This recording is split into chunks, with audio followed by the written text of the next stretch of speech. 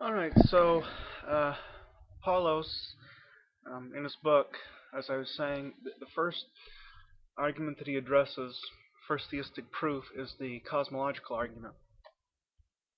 So here's his statement of the cosmological argument. Premise 1. Everything has a cause, or perhaps many causes. Premise 2. Nothing is its own cause. Premise 3.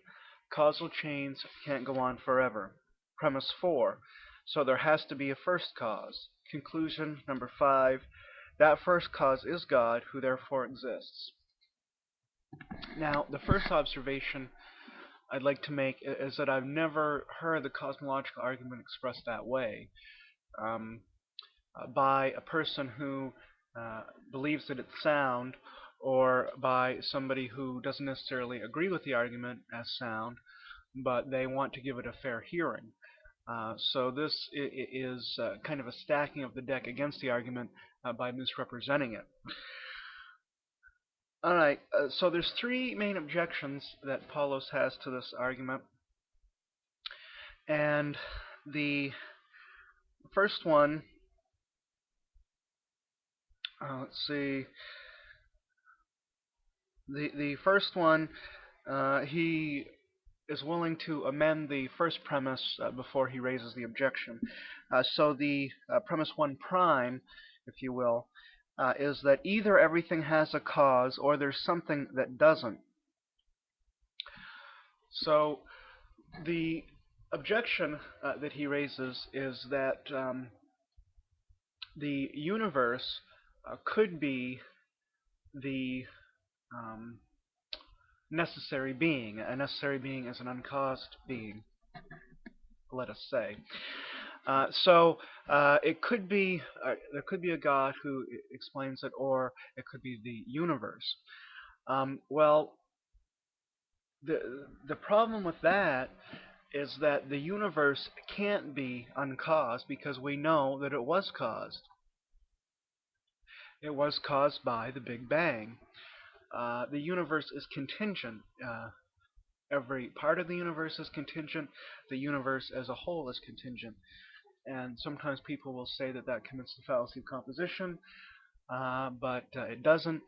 If every part of a chocolate bar is made out of chocolate, the chocolate bar as a whole is chocolate as well. Likewise with the universe, every part of it is contingent, but the universe as a whole we know is contingent because of Big Bang cosmology. So we don't even have to appeal to composition. We can just appeal to Big Bang cosmology. So we know that the universe is finite in age. It had a beginning. It began to exist, and it is not a necessary being. It is a contingent being. Therefore, it can't be that way, not requiring a cause.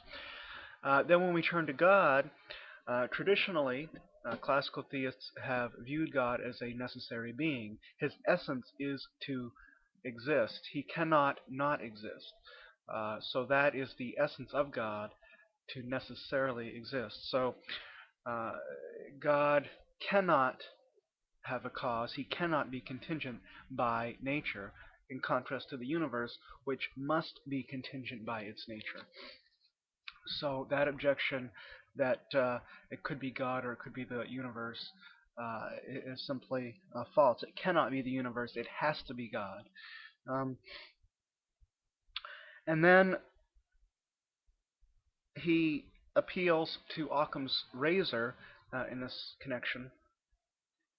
If we have to stop somewhere, we've got a chain of causes, and we trace it back to the Big Bang. And then some people want to take it another step to God and stop there, but he says that's multiplying hypotheses or entities, and we shouldn't do that according to Occam. Now, Occam, by the way, was a theist who believed in God, and I think he argued for the existence of God as well, but don't quote me on that, using the cosmological argument. But the thing about Occam's razor, people like to throw this around a lot, Uh, but it seems that they don't really understand it. This here is an abuse of Occam's razor. We don't, according to the principle of Occam's razor, we don't want to multiply things beyond what is necessary, but at the same time, sound reasoning does not oversimplify.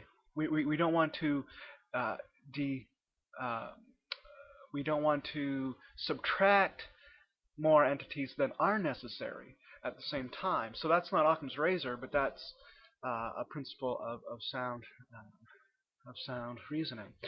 Uh, for example, if I want to say, well, um, the Earth being created by God in 4004 BC, that's simpler than it evolving through cosmic evolution over billions of years. You're not going to accept that because of various considerations that we can't ignore, that we can't oversimplify. So uh, oversimplification is just as bad as multiplying additional things that we don't need. So that's what he's doing here. He's subtracting things that are necessary. Um, I mean, could the world cause itself? Could the universe come into being of its own accord? Of course not. So that second objection isn't very good. That we should employ Occam's razor to eliminate God. And the third and final objection. And I'm battling a cold right now, so I'm having a hard time. Excuse me. Hard time talking. Uh, his third objection is to bring up causality, and there's two different things here.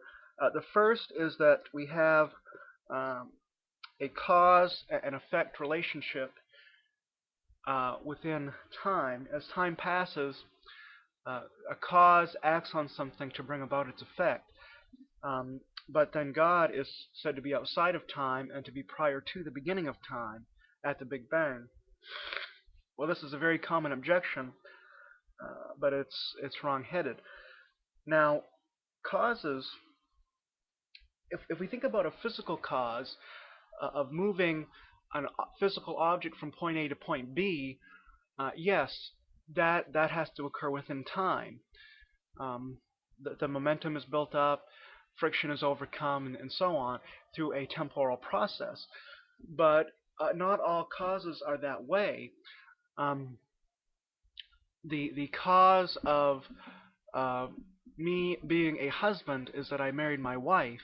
Marrying my wife is simultaneous with me becoming a husband. So the cause and the effect are simultaneous. But that's not physical causation of displacement. Another example in Newtonian statics, I'm sitting on this chair. You can't really see the chair, but I'm sitting on a chair right now. The force pushing down on the chair, as Newton says, for every action there's an equal and opposite reaction. So I'm pushing down on the chair is also pushing up on me. That's simultaneous causation of a sort. So he's conflating different sorts of causation. There's efficient causation. When an architect designs a house, that's a kind of cause of the house, but it's not necessarily the architect and the builders. I'm running out of time, so I'll have to pick that up in the next video. Thank you.